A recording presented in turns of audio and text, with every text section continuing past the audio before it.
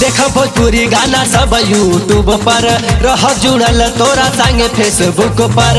देख भोजपुरी गाना सब यूट्यूब पर रह जुड़ल तोरा संगे फेसबुक पर।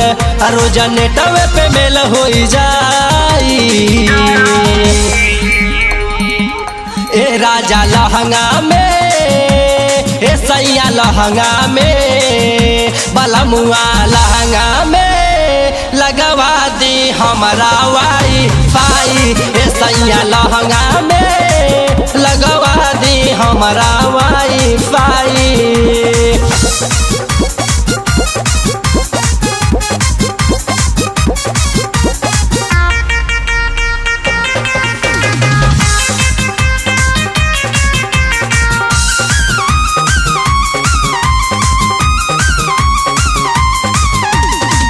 स्किन टच मोर भइल बा जवानी एक बार टच करी छूटे लगी पानी।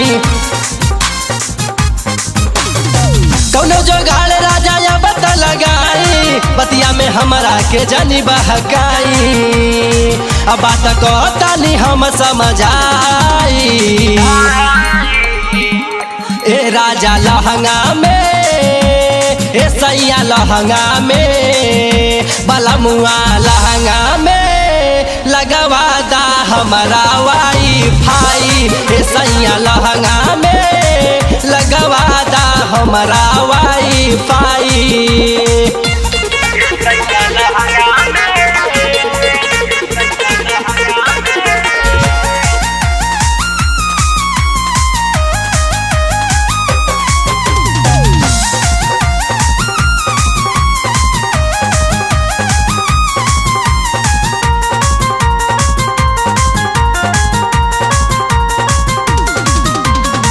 रबा यदि बाहर आता मन का समसाई लहंगा उठा के देखाई बनलाई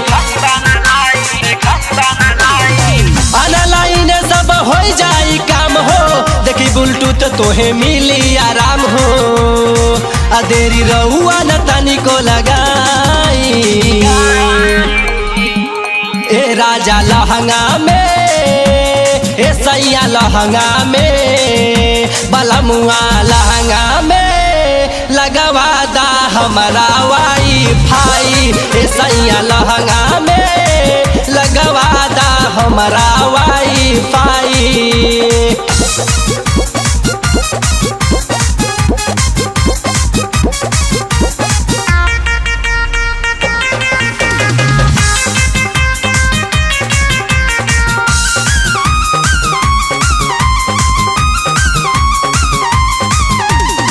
नया नया मिलल बा फैसिलिटी सटबाना पजरा मजा कैसे भेटी। शिव बजरंगी तू मन मोरे बात के भरदा में मोरी हमारे आधी रात के असैया संतोषम के तना बताई ए राजा लहंगा में ए सैया लहंगा में बलमुआ लहंगा में लगवा दा हमारा वाईफाई ए सैया लहंगा में लगवा दा हमारा वाईफाई।